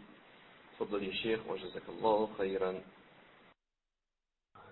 طيب Mahmoud, si quelqu'un te posait la question et te disait cette question n'a aucune relation avec le cours, comment tu répondrais? Je te donne le micro. Je dis dirais ça, c'est vrai que et je m'en aperçois que maintenant, que cette question n'a aucune relation avec le cours. Mais autrement, cher, si vous me le permettez, on n'a pas à se poser cette question-là non plus, parce qu'Allah Azzawajal descend de la manière qui lui est propre. Wallahu a'lam. Tfadali, cher. Ça y est, pour ne pas t'accuser que tu fais passer des questions qui n'ont pas de relation avec le cours. J'espère que on t'envoie pas de l'argent en cachette pour les passer. Al-Muhim, je t'annonce la bonne nouvelle que, et peut-être tu as dû oublier, c'est sûr, je t'annonce la bonne nouvelle que les questions dans la Aqidah, c'est permis. Les questions dans la Aqidah, c'est permis, même si ça n'a pas rapport au cours. C'est très important la Aqidah. Voilà. C'était juste pour te mettre un peu dans l'embarras. Al-Muhim. Comment répondre à l'ambiguïté de celui qui dit est-ce qu'Allah descend de par son essence ou pas? Yani bidati ou pas? Première question, première réponse, je dis, les salafs n'ont pas parlé de ça. Les salafs disaient qu'Allah subhanahu wa ta'ala descendait chaque dernier tiers de la nuit. C'est tout. Il descendait Azza wa Jal au dernier ciel. Au premier ciel, c'est-à-dire, c'est le ciel de la dunya. Mais, quand les Muqtadi'a ont commencé à dire que ce n'était pas Allah qui descendait, mais c'était un ange à sa place, ou bien son amr, c'est-à-dire son ordre qui descendait. C'est pas Allah. Alors, Al-Sunnah al-Jama'a, pour refouler cette ambiguïté, on dit non. C'est lui qui descend bidatihi, de par son essence et son entité. C'est lui qui descend. Pas un ange, pas sa science, et pas son ordre. C'est lui bidatihi, en son essence, qui descend. C'est dit premièrement. Et comment répond celui qui dit Allah Ta'ala est-il au-dessus du trône et en bas des cieux en même temps lorsqu'il descend chaque nuit? C'est-à-dire, comment se fait-il? Et voilà, la miséricorde. Il y en a qui disent c'est la miséricorde qui descend. Ça. Maintenant, deuxième ambiguïté, puisque vous dites que Allah subhanahu wa ta'ala descend, et qu'il descend par son essence. Donc, il descend au ciel de la dunya. Donc, comment se fait-il qu'il soit en même temps au-dessus du trône, et en même temps, il est descendu dans le ciel, jusqu'au ciel de la dunya. En d'autres termes, est-ce que, lorsque Allah Ta'ala descend, son trône se vide-t-il? Son trône se vide-t-il? Puisqu'il descend, trône descend au ciel de la dunya, et le nom. Sunnah al-Jama'a disent, comme dit Cheikh Ibn Uthaymin, on se suffit au texte. Le texte a dit que Allah Ta'ala descendait. Cheikh, vous pouvez faire un peu pour ne pas écouter les discussions. Le texte a dit que Allah subhanahu wa ta'ala descendait chaque nuit. Nous, qu'est-ce qu'on dit? On dit Allah subhanahu wa ta'ala descend. Aucun texte n'a dit, est-ce que quand Allah Ta'ala descend, le trône devient vide, se vide-t-il ou pas? Aucun texte n'a dit cela. Mais les savants ont voulu répondre à cette ambiguïté. Ont voulu répondre à cette ambiguïté et ont écrit des livres là-dessus. Un grand savant de Al-Sunnah qui s'appelle Ibn Mindah a écrit une risala dans laquelle il a attesté que quand Allah Ta'ala descend chaque nuit, la nuit quand il descend, il a dit le trône se vide. Le trône se vide. Et Ibn Taymiyyah rahmatullah, Cheikh l'Islam, a réfuté ça et a répondu et rétorqué à Ibn Mindah rahimahullah. Et a écrit aussi une risala pour lui prouver que Allah Ta'ala descend sans que le trône ne se vide. Allah Ta'ala descend et en même temps il est au-dessus du trône. Donc, la réplique à celui qui dit que Allah Ta'ala quand il descend, le trône se vide. Ibn Taymiyyah a répondu, il dit non, Le trône ne se vide pas. Allah Ta'ala descend d'une descente qui lui convient au point que le trône ne se vide pas. Et Cheikh Ibn Uthaymin a pris la position du milieu. Il a dit, on dit Allah Ta'ala descend et on se tait. Ni on dit, le trône se vide, ni on dit, le trône ne se vide pas. Il a dit, on se tait. Naam. Car en fait, si tu vas dire que Allah Ta'ala, quand il descend, le trône se vide, qu'est-ce que ça veut dire? Ça veut dire que, donc le trône va être au-dessus d'Allah. Donc Allah Ta'ala est descendu en bas, et le trône est au-dessus de lui. Il a laissé le trône vide, il est au-dessus. C'est grave ça, c'est un peu grave. Naam. Mais de préférence, on se tait. On dit, ni on dit il se vide, ni on dit que Allah Ta'ala est toujours le plus haut. Inna huwa al-a'la. Jamais une chose ne peut être plus élevée que lui. Jamais une chose ne peut être plus élevée que lui. Et maintenant, les savants donnent un exemple. Ils disent, regardez par exemple, celui qui passe à la télé. C'est pas l'acteur, comment il s'appelle, celui qui fait une émission, n'importe qui, ou là, il est le journal télévisé, ou là. Il est, par exemple, moi je suis ici à Blida, et si je vais voir maintenant la télé, hein, voir le présentateur, ou là, si je vais voir la télé, il est à Alger. C'est là-bas qu'il y a la grande, la RTA, Radio-Télévision Algérienne. C'est là-bas qu'il va se filmer. Et moi, quand j'ouvre la télé, là, je le vois devant moi. Cheikh Ibn Uthaymin dit, regardez de notre temps, subhanallah, la personne, elle est là devant toi, alors qu'en fait, en vérité, elle n'est pas là, elle est à 100 km ou à 200, elle est en train d'être filmée là-bas. Ça, c'est juste un petit exemple pour te dire si ça c'est permis par rapport aux êtres humains, qui soient là devant toi, alors qu'en fait, il est à la RTA, il est à Alger, il n'est pas là. Alors qu'en est-il par rapport à Allah subhanahu wa ta'ala? Est-ce qu'il ne peut pas en même temps descendre et être au ciel bas de la dunya et en même temps être sur son trône? Est-ce que c'est difficile ça pour Allah subhanahu wa ta'ala? Abadan. Naam. Tfadal. Jazakallah khayran ya Cheikh. Nous allons passer à la septième question. Question d'un frère qui demande, Cheikh, qu'Allah vous accorde la douceur de la foi. Amin. Ma question concerne comment faire lorsque l'on fait des causes pour avoir la douceur de la foi et nous la ressentons pas réellement.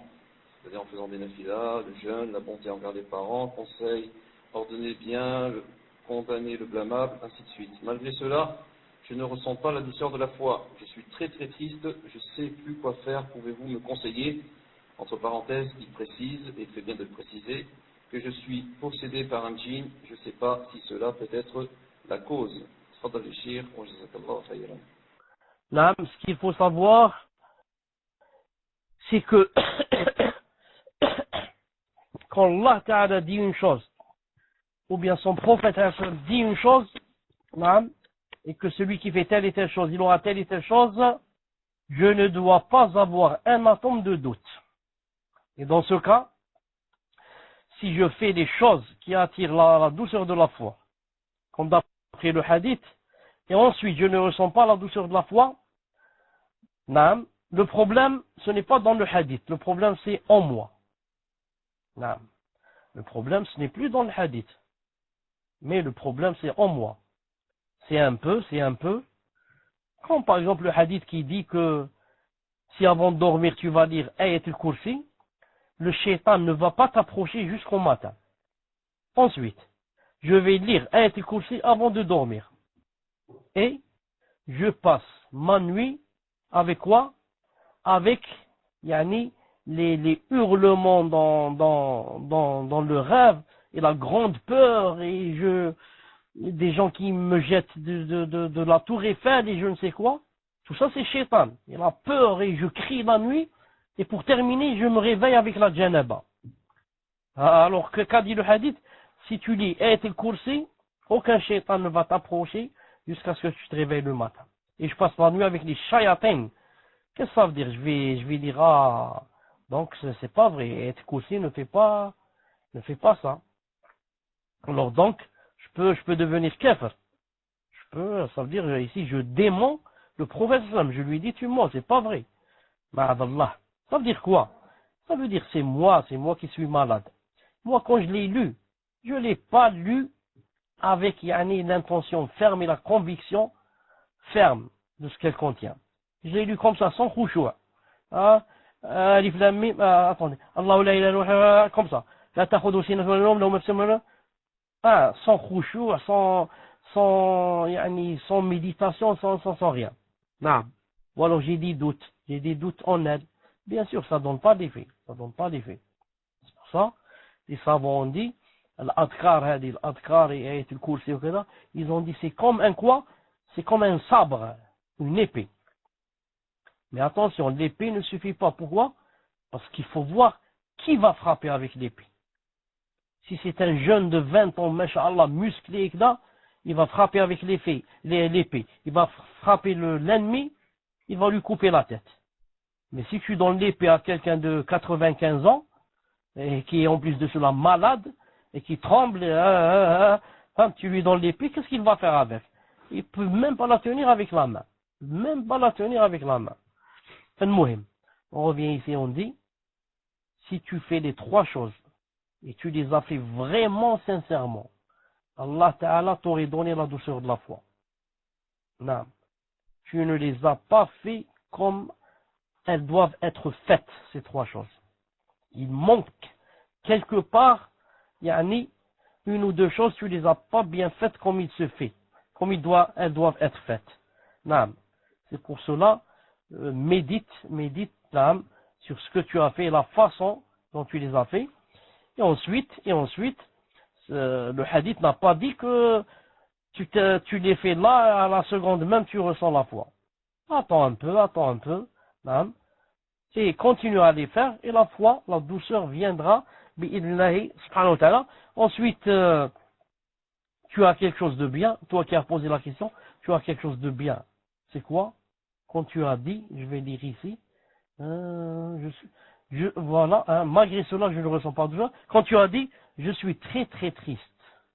Le fait déjà de sentir cette tristesse, c'est un début de quoi? De la douceur de la foi. Naam. Car si tu n'avais pas la douceur de la foi, wallah al-adim que ça te dirait rien. Je m'en fous, moi. Naam. Moi, j'ai fait une nafila, je m'en fous maintenant, Allah ne m'a rien donné. Bon, la fois passée, on m'a dit, il ne faut pas dire je m'en fous. Il faut dire je m'en fiche. Donc, je disais, naam, c'est une preuve que tu as quoi? Que tu as la douceur de la foi. Regarde, tu es triste et tu as des problèmes. Et tu dis, pourquoi je n'ai pas? C'est une preuve, bi'idhnillahi ta'ala, que tu as le début de la douceur de la foi. Reste, suis-je possédé par un djinn? Je ne sais pas si cela peut être la cause. Non. Le djinn, il fait des problèmes. Le djinn, il faut dire la vérité, il fait des problèmes. Et si tu peux, fais des efforts, Inch'Allah Ta'ala, pour le chasser de toi.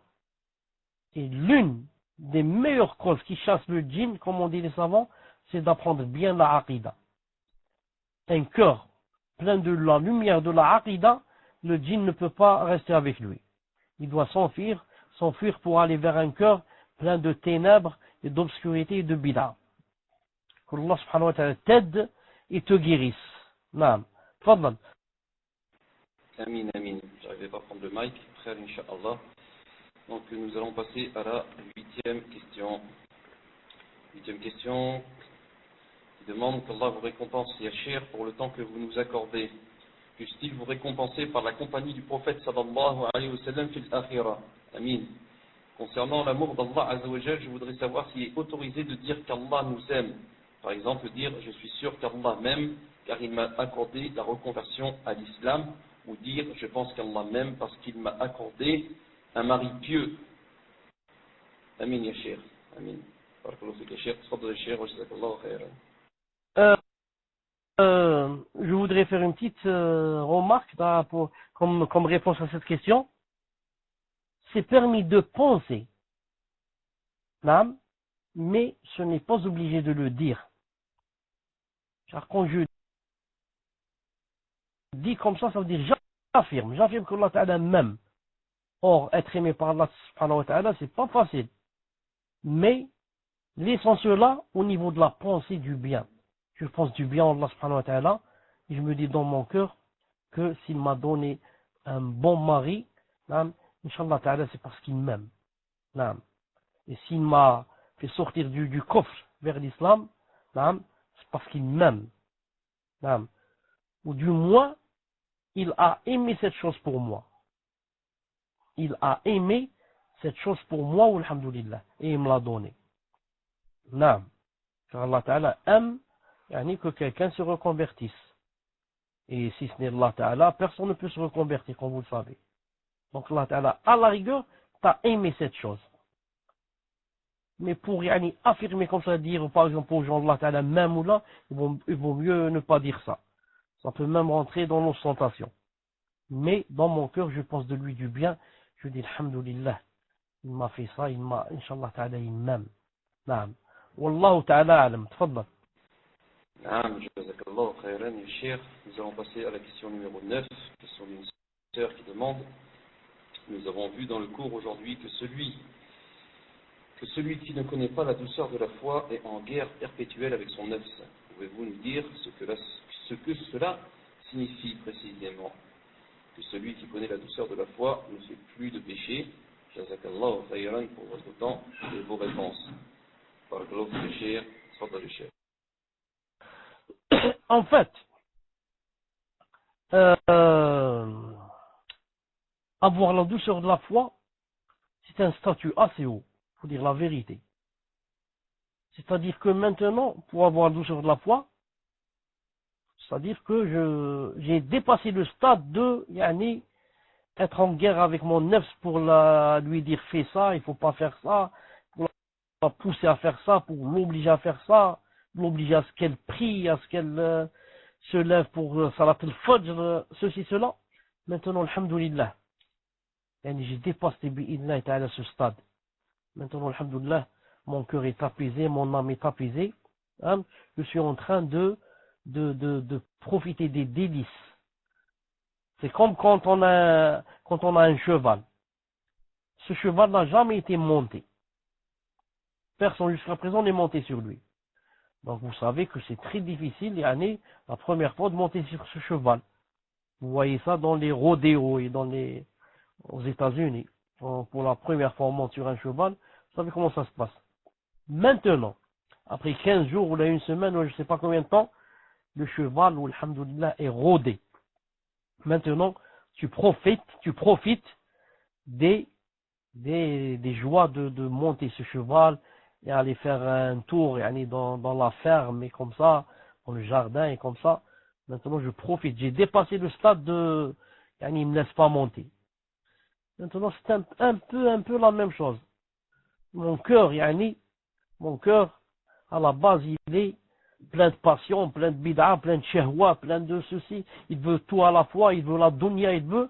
Maintenant, avec le travail, alhamdulillah, et la taqwa petit à petit, et les douas, Allah subhanahu wa ta'ala m'aide et le raffermissement du cœur, et comme ça, mon cœur, et à force d'écouter les cours, d'apprendre, mon cœur commence à connaître sa qibla, à savoir, le chemin qu'il doit prendre, la direction vers laquelle il doit être dirigé. Maintenant, alhamdoulilah, je sens que j'avance dans mon din et que je commence, alhamdoulilah, à ressentir la douceur de la foi. Pourquoi? Comment on la ressent? En faisant ce qu'a dit Allah Ta'ala et son prophète, en s'éloignant en général, en s'éloignant des ma'asi et des péchés au maximum. Je commence à avoir maintenant le cœur apaisé, alhamdoulilah. Et ensuite, cette douceur de la foi, il faut qu'on sache une chose, ce n'est pas obligé qu'elle soit tout le temps avec nous. Non. Elle part et elle revient, elle part et elle revient. Des fois, tu restes 2-3 mois, tu ne l'as pas. Ensuite, tu fais quelque chose, là, et voilà qu'elle est avec toi, alhamdoulilah, pendant au moins 2-3 jours, ou bien des fois une semaine. La douceur de la foi, elle est avec moi, alhamdoulilah, depuis une semaine. Tu te sens, masha'Allah, tu te sens heureux quand tu fais la salat, tu te sens heureux quand tu veux jeûner lundi, jeudi, tu veux ceci, tu veux cela, tu as la douceur de la foi. Et des fois, elle part, et des fois, elle tarde un peu à revenir, si on se reprend pas. Et si on on ne médite pas sur son cas, on se laisse aller, elle part. C'est pour ça qu'on doit se surveiller, on doit faire des efforts pour ne pas se laisser aller comme ça, pour la retenir et la réavoir bi'idnillahi ta'ala. Naam, qu'Allah subhanahu wa ta'ala nous aide. Tfaddal. Amin. Jazakallahu khair, ya Cheikh. Nous allons passer à la deuxième et dernière question. Question d'un frère qui demande, question en rapport avec le cours de mercredi. Assalamu alaikum wa rahmatullahi wa barakatuh. Jazakumullahu jami'an. Hafidakumullah, ya Cheikh. Question d'une sœur en ce qui concerne ce que l'on a dit, que lorsque le serviteur était proche d'Allah Azza wa Jal, avec une bonne croyance sur Allah et l'obéissance, Allah va faire qu'il ne ressentira pas de gêne dans son cœur et qu'elle sera bien dans son cœur, etc. J'ai le cas de ma sœur qui est malade depuis plus de 14 ans, de sihr, Allah yashfiha. Et depuis, elle en souffre jusqu'à des fois vouloir mourir. Elle ne voit pas de fin dans sa maladie, ni de joie. Elle aime le din, mais elle est faible. Elle est mutabarijat, travaille dans la vente, s'épile les sourcils. Il lui arrive de négliger la prière par rapport au travail, ainsi que la salat al-fajr. J'aimerais, cher, que vous la conseilliez car le temps est long avec cette maladie et sûrement qu'elle doit passer par des stades où elle ne doit pas comprendre pourquoi Allah Azza wa Jal ne la guérit pas et pourquoi sa situation ne s'améliore pas. Sachant qu'elle a déjà fait des ruqya, là elle souhaiterait prendre un congé maladie pour aller faire ruqya au bled, car là-bas il serait plus facile pour elle de trouver quelqu'un qui pourrait lui faire ruqya régulièrement. Excusez-moi cher, mais mon cœur est fendu de la voir souffrir.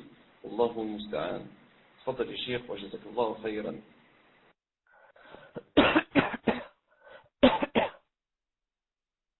Une seconde. Et vous m'entendez? Donc, cette sœur que Allah subhanahu wa ta'ala guérisse, sûrement qu'elle souffre le calvaire et que ce qu'elle vit n'est pas une vie. Et c'est très difficile ce qu'elle vit et nous, bien sûr, on compatit avec elle. Parce que d'un autre côté, il faudrait qu'elle sache que seul Allah Azza wa Jal peut enlever la maladie à quelqu'un. Même s'il voit tous les médecins du monde et ce qu'on appelle les guérisseurs, on les appelle comme ça de Hab al-Ruqya, ça ne peut donner de natija et de résultat que si Allah subhanahu wa ta'ala décide de donner la guérison. C'est pour ça que je dis, et en même temps je conseille, toute personne qui veut la guérison, qu'elle se mette d'abord en harmonie et en accord avec les préceptes d'Allah subhanahu wa ta'ala. Maintenant, à titre d'exemple seulement, quand celle-là, elle, attendez ce qu'elle dit ici, il a prié par voie, elle travaille dans l'ombre mutabarrij. Quand celle-là, par exemple, elle est toujours mutabarrij, elle ne met même pas le voile.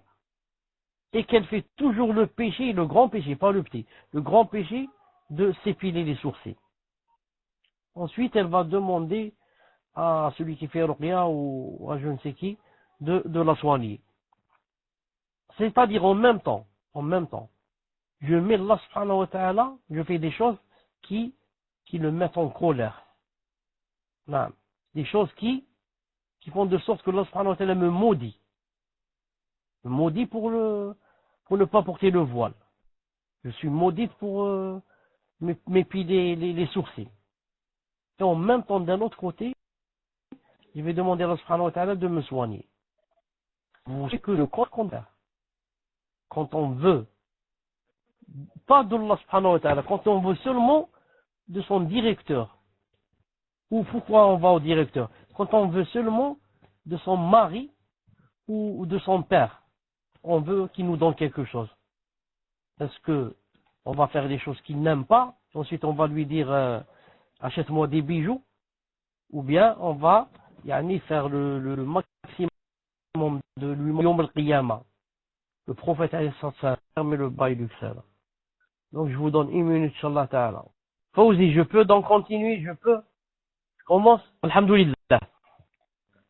Donc je termine en disant à la sœur, en lui donnant un conseil, yani de voir comment d'abord se concilier, se réconcilier avec Allah subhanahu wa ta'ala et de s'éloigner de ses péchés, car comme j'ai dit tout à l'heure,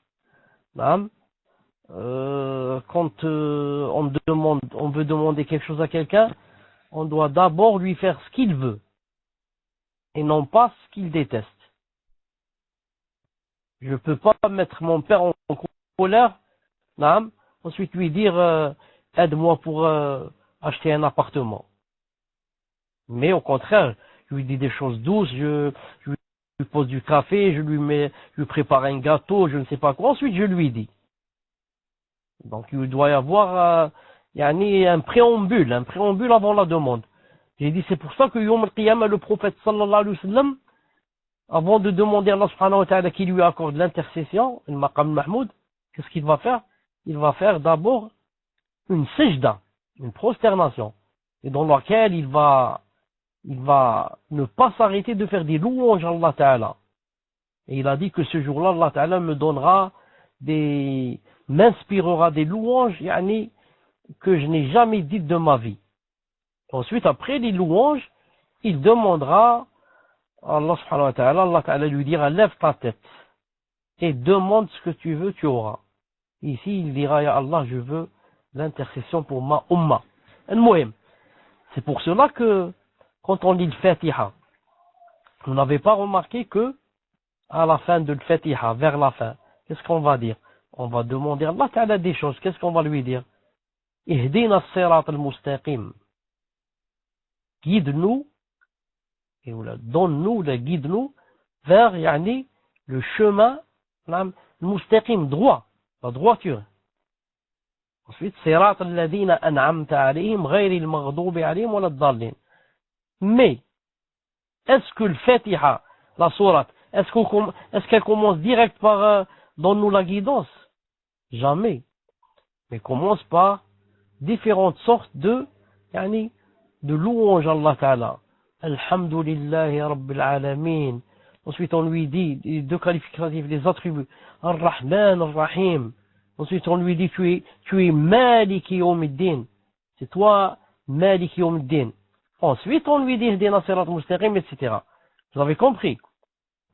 Donc Allah Ta'ala, quand on veut de lui une chose, on lui fait les éloges et surtout on lui obéit à ce qu'il vous a demandé et on s'éloigne de ce qu'il a interdit.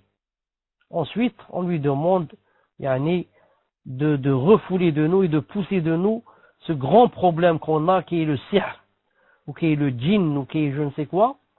Allah subhanahu wa ta'ala a promis bi'idhnillah ta'ala de nous donner une réponse positive bi'idhnillah ta'ala. Voilà, inshallah ta'ala, pour aujourd'hui. Tfaddal Mahmoud, si tu as quelque chose, ou là une dernière question, ou là, tfaddal. Ah, le lien, j'ai oublié. Mets-le, inshallah. Donc j'ai mis le lien par rapport à ce que vous disiez par rapport à la vidéo là. Donc il faut enlever les A qu'il y a devant, puisque autrement j'aurais pas pu le mettre. Et cher, vous aviez fini le cours, c'était juste pour rappeler que juste après votre cours, il y a le cours de Shir Azhar sur Radio Bordeaux. Donc voilà, c'était un petit rappel que je voulais faire. Et barakallahu fik ya cher pour tout ce que vous nous apportez. Allah Azza wa Jal vous récompense et vous préserve et vous donne le firdaus en compagnie du prophète alayhi salatu wassalam. حياك الله يا شيخ تفضل يا شيخ وجزاك الله خيرا. عفوا Mahmoud, pour Cheikh Lazar, je n'ai pas compris ce que tu as dit. Si c'est possible. Donc je disais qu'il y a le cours de Cheikh Azhar qui va commencer ou qui a dû commencer, wallahu a'lam, sur Radio Bordeaux.